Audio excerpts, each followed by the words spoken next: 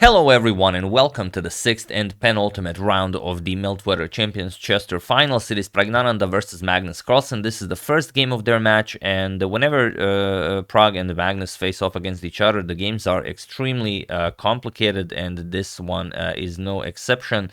Prag, of course, is the underdog here, but he has beaten Magnus before, and he will, of course, try to do so again. So, like I said, it's a very nice game, very complicated game. Let's check it out. Prag with the white pieces opens with e4 and Magnus plays c6. He goes for the Caro-Kann defense with d4, d5, and Prag goes for the advanced variation of the Caro-Kann. Pawn to e5 with bishop to f5 and now pawn to h4. This is the Tal variation against the Caro-Kann. H5 and now bishop to d3, offering a trade of light square bishops, and here Magnus trade. So captures, and pawn to e6. This can be considered even a classical way to play it. Knight to f3, we have queen to a5 with check, and now knight b to d2. And here, knight to h6. Alireza is also a big fan of this line with the black pieces. There are a couple of games he played against very strong opponents. We have castles, and now knight to f5. The knight is excellently placed here, and as you have a pawn on h5, it can never be kicked away with a move like g4. So knight to b3 attacks the queen, and Magnus just offers a queen trade. Prag wants the queens on the board, so he brings the queen back, queen to d1, and now c5, advancing the pawn, attacking white strong center. So d captures on c5, and now bishop captures on c5, offering the bishop for this knight.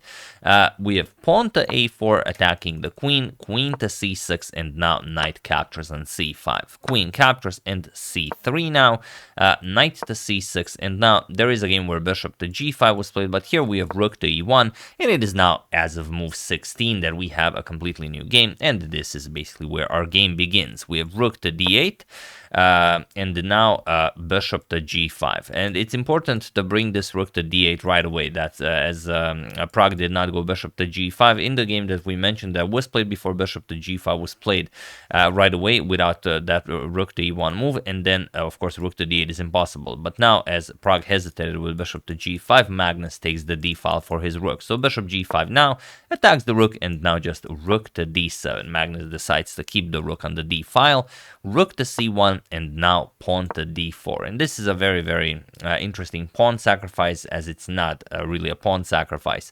If Prag captures it, then the queen just moves back, queen to b6, and you still have all this, sorry about that, all this pressure against the d4 pawn, and also you're attacking the b2 pawn, so you're gonna grab a pawn back. So instead, Prag goes pawn to b4, as one always should, queen to b6, and now pawn to b5, attacking the knight. But now d captures on c3, opens up an attack towards Prag's queen, and I know you guys are probably already wondering, was queen captures on d7 played? And when you see the position, when you see the queen, the pawn captures next, the bishop controlling this diagonal, the rook coming to d1, it just looks like something you should be able to do, and white is in fact very close to achieving this. It was not played in the game, but I will show it. If queen captures on d7, king captures, and pawn captures here with check, that's not really all that great. However, you could play rook e to d1 check, and now how do you defend this?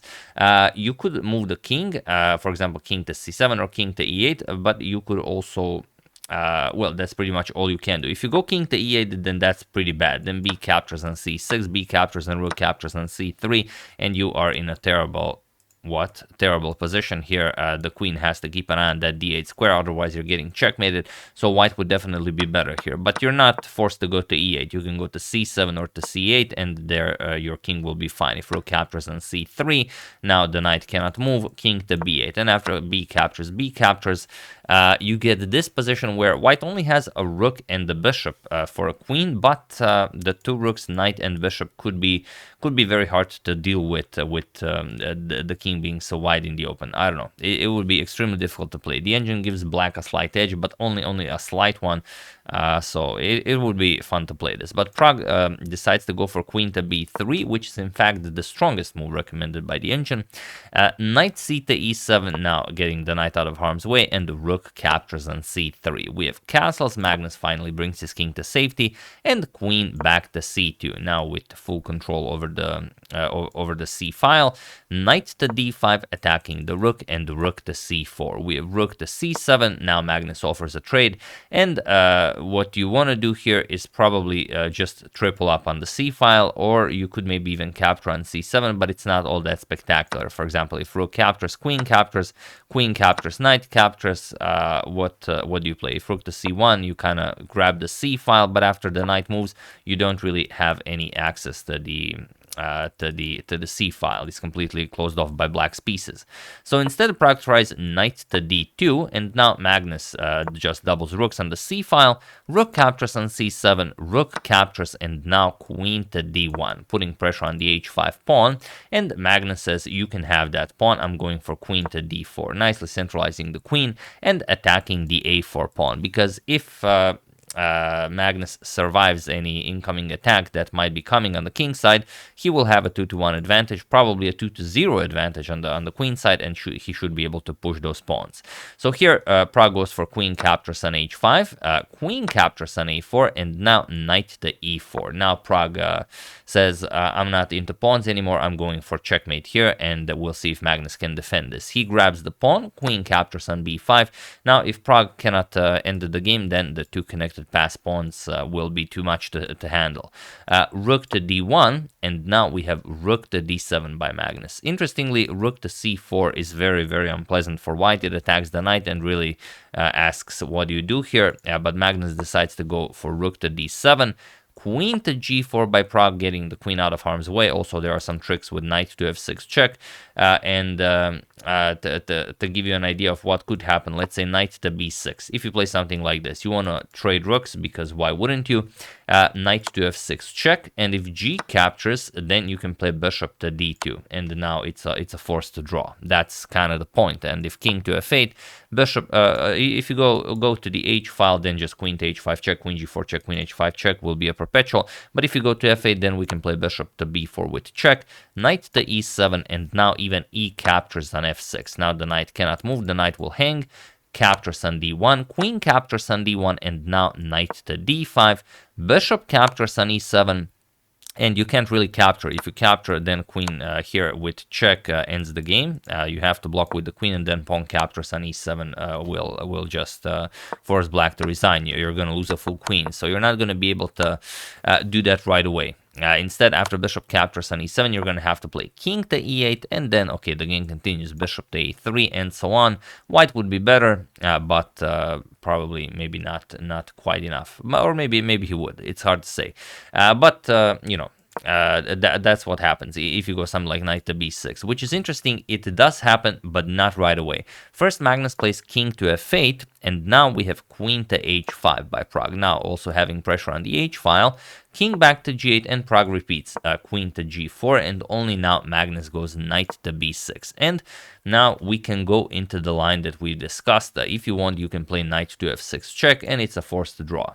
But in the game, bishop to f6 was played by Pragg. He is now threatening some very nasty stuff here. Also, the knight cannot move because you would just get checkmated.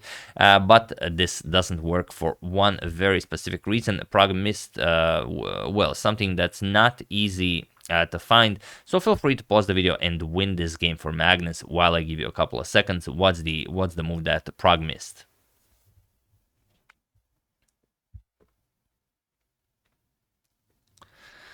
So for those of you who were able to do it, congratulations on spotting the second move of the combination as the first one. Well, the first one is also super important because you kind of have to free the square for the second move, and that is rook captures on d1 with check, queen captures on d1, and now knight to d7 or knight to d5. It's important to go after that bishop on f6 and to close off the d file. That's the idea. And now, or if you go for this, then again it's a force to draw. You can just play knight captures on f6 check, king g7, and queen to d8, and you have sufficient resources for a draw. If knight to h6, you don't care. Just knight h5 check, king h7, knight to f6 check, king g7, knight to h5 check. If you go here, then queen to g5 will of course course, be winning. So you're going to have to settle for a perpetual here. But after rook captures on d1 and queen captures on d1, Magnus finds knight to d7, and this is now completely winning for him. And if you go for queen to g4, you don't really have anything here. Of course, black will not go after the bishop. Black will just capture the pawn on e5, and now after bishop captures, queen captures, the two passed pawns will decide the game. So after knight to d7, we have queen to c1. Pragg has to continue fighting. He's going for that c8 square, but also for the g5 square if it's going to be allowed. Queen to c6, Magnus stops this and attacks the knight on e4, and now queen to f4. You have to guard the knight, and now g captures on f6. Finally, the piece is captured, e captures on f6, and now king to h7. We have queen g4, now again hoping to get queen to h5 check in, but Magnus just goes queen to c1 check, king h2, and now queen to h6, stopping any ideas. Knight to g5 check, and now Magnus boldly goes in front of the knight. King to g8, knight captures on e6, opens up a discovery from the queen. This comes with check. Queen to g6, now offering a queen trade, and queen to c4, giving up a knight, but you will also win one of the knights. It depends on how black defends. So f captures on e6, queen captures on e6, and now queen to e7. Queen captures on f5, and knight captures on f6. And now Magnus is up a piece, Pragg is up a pawn, and Magnus's king is completely wide in the open. So can Pragg do something about this? Of course he will try. Pawn to g4, knight to d5. Magnus very happily offers a queen trade, and of course Pragg has to decline this. Queen g5 check, king to h7, now king to g1 guarding the f2 pawn, sorry, king to g1 guarding the f2 pawn, and now Magnus just starts pushing those pawns. Like we said at the beginning of this very, very huge line, if Pragg is unsuccessful in checkmating Magnus's king, then the two connected pass pawns will decide the game. So queen to d2, and now just queen to e6. Asking Pragg, are you maybe interested in a nice juicy pawn? But then I grab the g4 pawn, and for some reason Pragg goes for this. Queen captures on a5, queen captures on g4 with check, king to f1, and now queen back to e4, just nicely centralizing. Probably Pragg thought that it's best to eliminate at least one of the pawns, but it doesn't help all that much. So queen to d8, we have knight to f4, now cutting off the king from escaping. e2 and g2 squares are now covered. Queen to c7 check, king h6, we have queen to b6 with check, king h5, queen to a5 check, and here Magnus just played queen to d5, he blocked check, he offered a queen trade, and he was in this position. On move 55, that Praggnanandhaa resigned the game, as there is nothing more to be done here. The problem is, if you trade, of course, black's position is completely winning, you're up a piece and you have a pass pawn, and if you don't, how are you stopping checkmate? There's queen d1, and okay, you can block with queen to e1, but it doesn't help you. If you avoid the queen trade, then queen to h1 is checkmate. So you also have to worry about this, about this, everything is just hanging there. There's nothing you can do.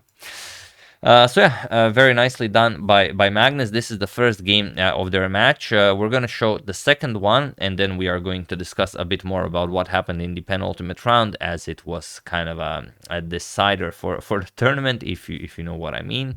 So yeah, stay tuned for that. Probably I'm going to show the next game between Magnus and Pragg, because that truly is a spectacular one. Has a very long history to it. Like six years of history to it. If you haven't seen it live, you will enjoy this very much.